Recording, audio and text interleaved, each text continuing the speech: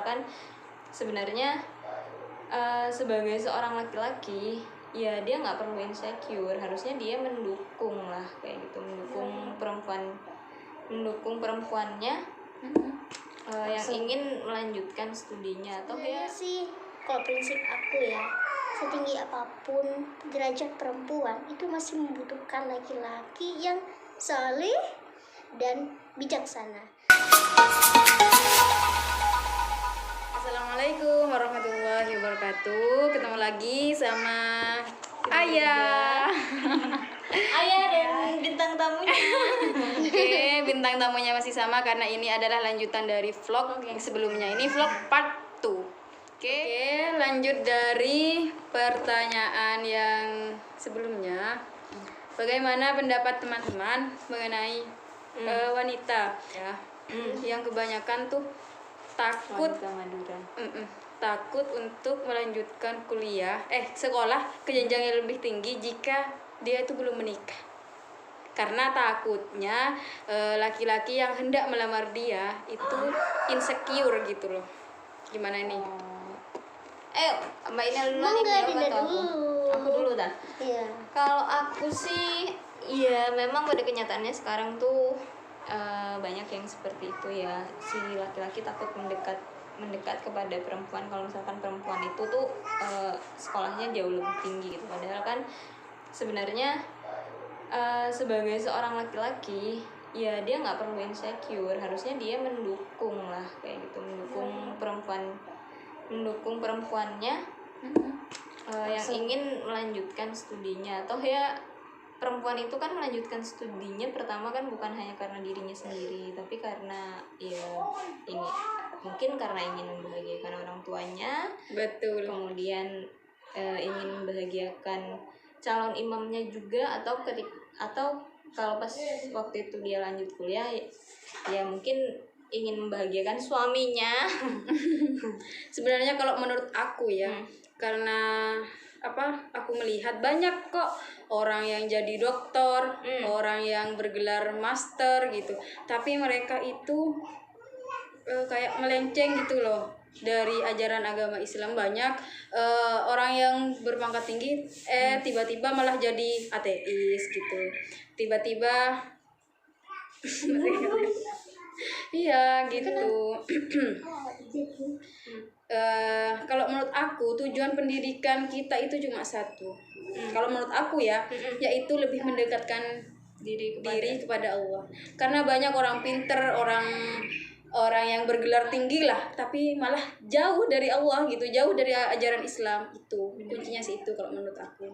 Intinya ya nggak masalah kan orang mau sekolah tinggi-tinggi toh ya nggak apa-apa lah, namanya juga ilmu.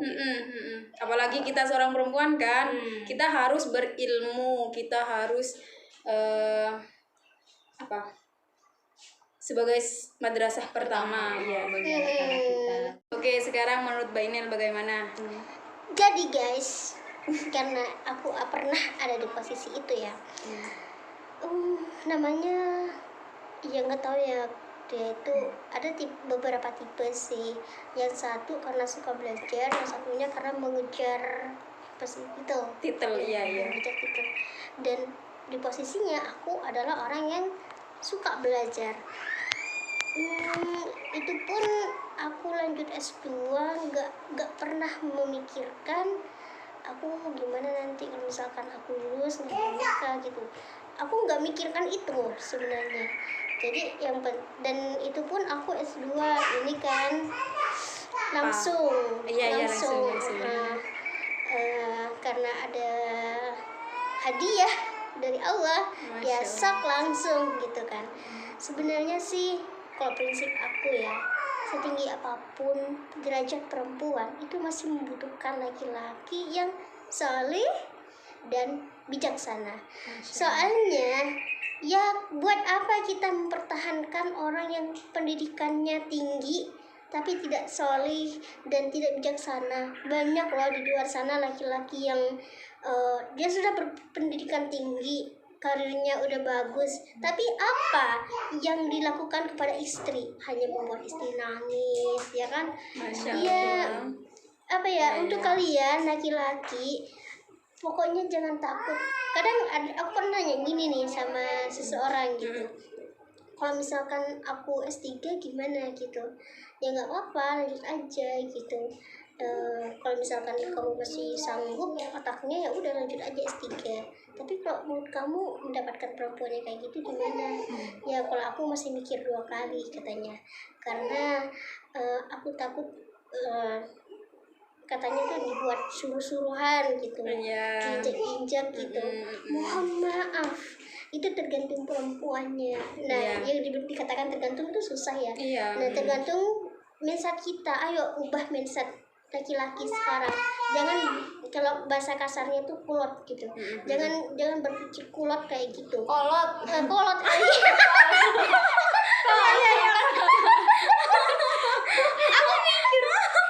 Kolot itu kan celana. Next. Sorry ya guys. Ada Intermezzo guys. Terus Jadi jangan berpikiran kolot begitu. Hai kamu, wahai laki-laki. Mungkin di sini yang nonton ada calon imamku, ada amin. ada calon imam Dinda gitu. Iya. Jadi nggak usah insecure gitu. Kalau misalkan kalian memang suka, nggak usah ngedeketin gitu, nggak usah pura-pura deket pengen tahu. Ya nggak usah gitu, ngomong aja gitu. Boleh nggak aku kenal dekat gitu? Ya udah, mana CV-nya? Gitu teman-teman.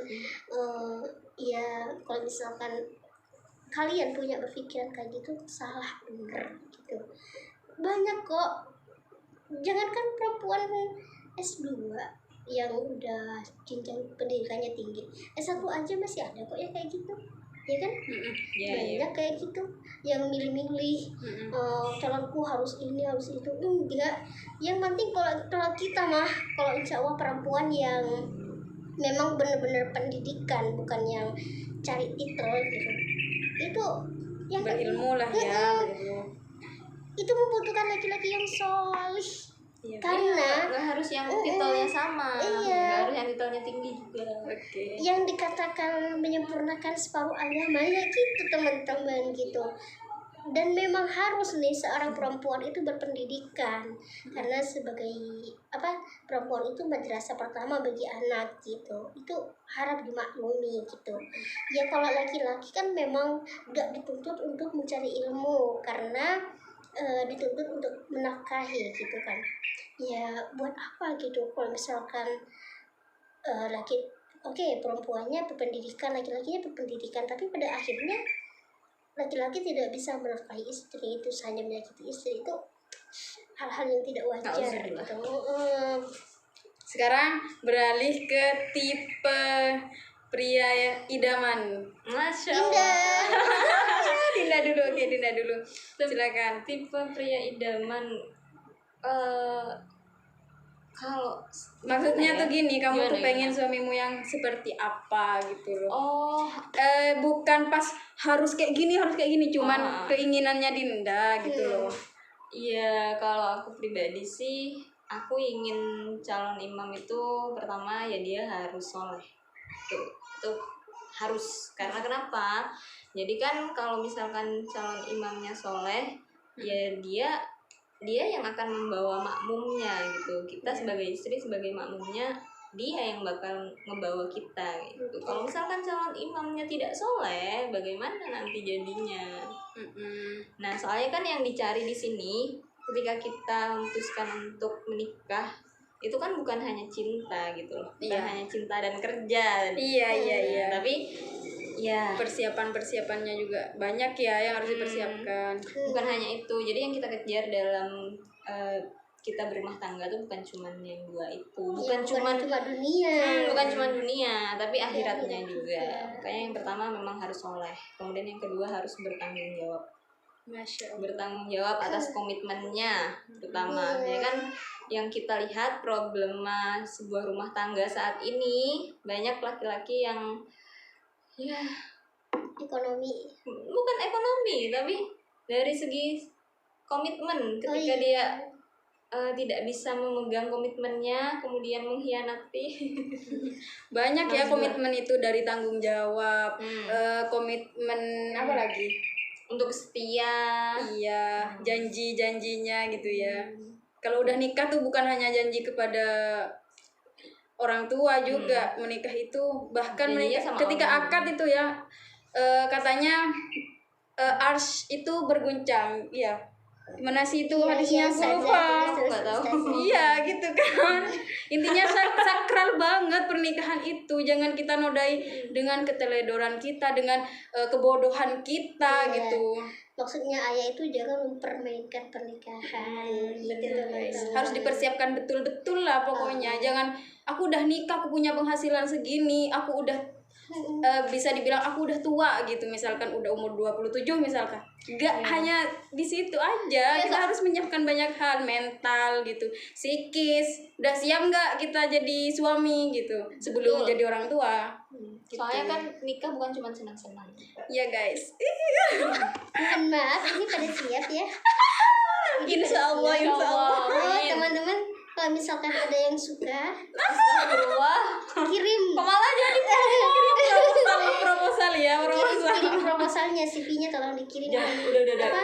Jangan Kalau soal promosikan diri. kalau soal nanya email, butuh email, chat di kolom komentar. Mau yang mana? Mau yang coklat, mau yang Milo, apa yang putih? Gitu.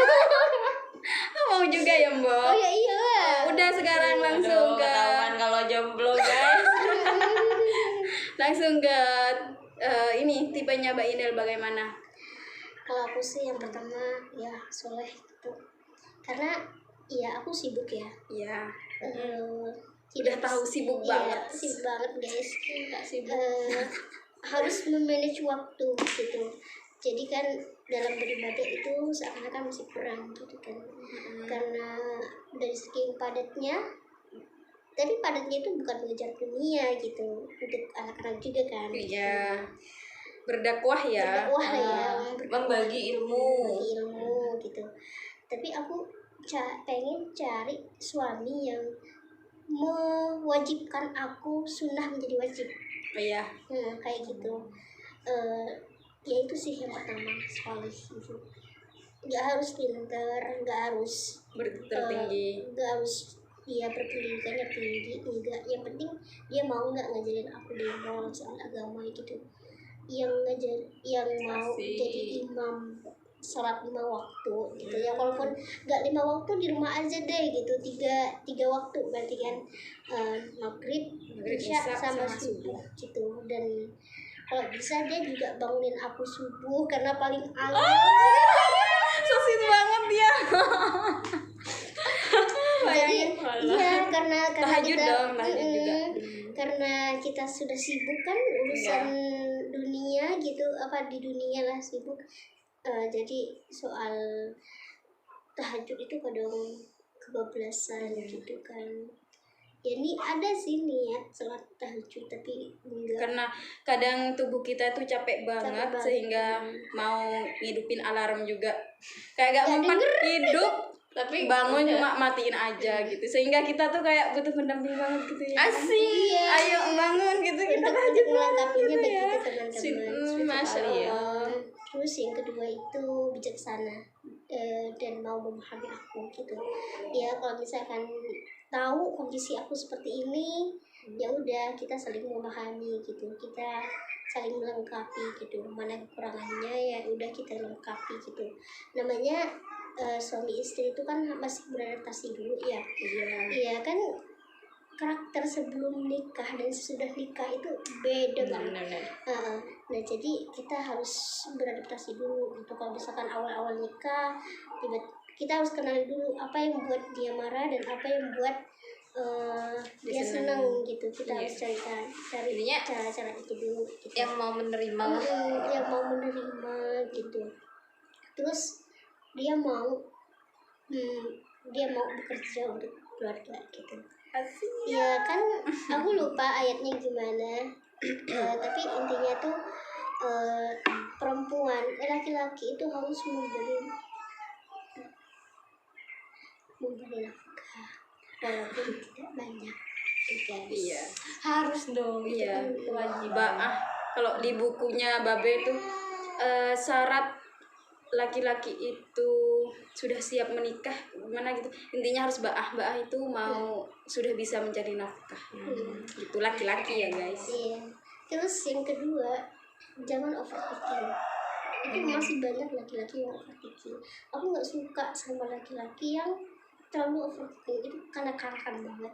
Jadi Oh, kalau- suka laki-laki yang dewasa. kalau misalkan Sama-sama. laki-laki dewasa itu nggak overthinking ya. Jadi kemanapun istri pergi, pulang tetap ke suami, bukan ke orang lain, bukan selimut tetangga. Pemirsa. Apalagi selimut tetangga. Apalagi pas Masya Allah. Oke. Gitu ya teman-teman. Oke, ini Mbak Inel. Mbak Inel kan ini juga psikolog ya. Sebenarnya akhir-akhir ini aku tuh punya masalah sama diri aku, Mbak Inel. Asik. Masalahnya itu aku tuh kayak nggak bisa menerima diri aku sendiri. Aku udah bicarain ini sama temen aku.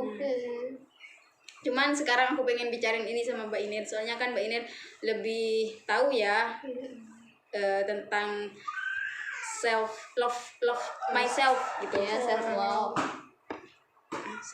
Iya, self-love. self my love. Love myself. Iya, sama Mencintai aja, diri self-love sendiri kan. gitu loh. Iya, aku tuh kayak kenapa sih aku kok gini? Gimana Emang tuh, Beb? kamu tidak mencintai diri kamu? Merasa seperti itu, sering merasa seperti itu, Beb. Aku tuh kayak aku kok gak bisa ya kayak Dinda gitu. Aku kok gak bisa ya kayak Mbak Inel gitu loh. Aku tuh kayak merasa selalu kurang gitu. Insecure. Insecure itu manusiawi sih kalau menurutku. Cuman ya Iya. nggak boleh berlebihan kayak gitu. Cuman aku tuh sering merasa kapan ya aku kayak gitu, kenapa aku kok gak bisa kayak mereka gitu loh. Nah, itu tergantung mukarobahnya. Mukarobah apa ya? Coba dong googling mukarobah apa ya? Itu HP-mu. HP-ku sinyalnya gimana gitu Sama guys. juga. Ini namanya pedalaman, rumahku kan di pedalaman banget. Tapi nggak apa-apa loh ya, kalaupun di pedalaman yang penting asri. Oh iya, Asik. yang paling menyenangkan dari desa tuh ya itu. Udaranya segar banget. Udah deh, nggak usah ngomongin ke situ. Ayo, mukarobah. Nggak ada, nggak Se- bisa. se- se- Nggak bisa. se- Kenapa Sih. aku merubah itu? Mukarobah. Jadi dia itu katanya kita sambil searching ya teman-teman. Jadi itu katanya memantaskan diri sendiri gitu. Kalau misalkan sudah tahu hal ini tidak baik, keesokannya kita harus perbaiki diri gitu. Begitu teman-teman. Kan ngomongin insecure. Insecure. Kalau aku bukannya tidak pernah insecure. Kalau menurutku tuh setiap manusia maksudnya tuh itu murokabah teman-teman, murokabah. Iya, ilmu hamba untuk melihat Allah, sedangkan yang konsisten terhadap ilmu itu adalah mengawasi, menjaga atau merasa dirinya selalu diawasi hingga membentuk. Itu kemarin udah ya dibahas dibahas sama ya, Beb. Ustazah Nur. Iya, nah kan pada Liko kan. Iya, iya. Nah, jadi kita itu perannya seperti itu, murokabah gitu. Kalau misalkan kita itu kalau misalkan kita itu sudah sadar apa yang insecure pada diri kita sendiri, ya udah kita perbaiki diri. Gimana nih caranya aku bisa mencapai ke situ gitu. Ya berarti kan ambisimu terlalu besar. Iya. Gimana tuh, Mbak? Karena kamu terhalang oleh sesuatu yang tidak mendukung, jadi kamu kurang pede gitu. Iya. Jadi cari temen yang sekiranya bisa membuat kamu tuh semangat gitu. Ya aku pernah sih kayak gitu. Jadi keluargaku tuh dulu gak begitu setuju banget kalau misalkan aku jadi seorang traveler gitu kan. Karena perempuan, terus gimana kalau misalkan jalan sendiri, gimana nanti kalau misalkan ditipu sendiri. Nah itu tergantung kita teman-teman. Kita bisa meyakini orang tua nggak bahwa kita itu akan baik-baik saja kalau misalkan kita pergi kemana-mana gitu. Dan pada akhirnya makin kesini saya membuktikan bahwa ini loh, kalau misalkan aku jalan aku selalu dalam pengawasan gitu. Ya yang penting doakan yang terbaik gitu aja sih teman-teman. ya lagi-lagi kita perempuan gitu ya, kita perempuan gimana gitu, ya udah kita harus memperbaiki diri sendiri itu memang penting, tapi ambisi kita itu apa gitu kita Iya, kejar. nggak boleh terlalu ambisius. Oh. Nah, kita sebenarnya boleh berambisi deh, cuma cara kita menggapainya itu gimana? Apa dengan jalan yang benar, apa dengan jalan yang cepat? Penuh dengan hawa nafsu gitu ya. Penuh dengan hawa nafsu. Kadang kan kalau misalkan penuh dengan hawa nafsu, kalau gagal itu kan merebut punya orang lain gitu. Kalau aku pribadi sih aku nggak pernah maksudnya tidak membenarkan seseorang yang ambisius gitu. Kalau pribadi ambisius itu gimana ya, ujung-ujungnya tuh pasti nanti bukan kecewa, lebih ke hal-hal yang hasilnya tuh negatif kayak gitu kalau misalkan kita terlalu ambisius. Jadi kalau udah diganti aja, jangan ambisius tapi visioner kayak gitu, bukan idealis juga tapi visioner. Mantap. Iya, Jadi kita gimana ya, seseorang yang punya visi dan misi lah kayak mimpi lah ya, Iya. mimpi. Cita-cita Jadi gitu iya, ya. kalau misalkan kita punya mimpi terus misalkan gagal gitu, itu kalau secara hawa nafsu Tuh. pasti ini kan. Iya kayak gitu. Kalau misalkan kita terlalu berambisi untuk menggapai mimpi kita tapi ujung-ujungnya kita gagal kan pasti sakit ya. Pasti sakit kan. Pasti Tapi kalau negatif kan hasil.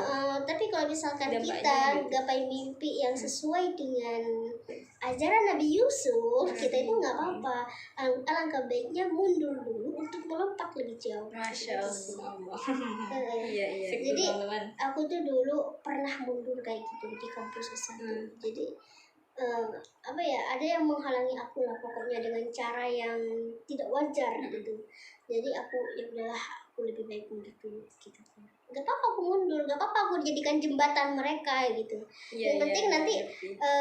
dari jembatan itu aku sudah memberi mereka jalan, ya udah sekarang aku tuh mau lompat gitu. Iya iya. Ibaratkan lompat jauh ya. Iya, lompat. Alhamdulillah Ambil ancang-ancang sampai dulu. sekarang ya masih Kenapa? tegar.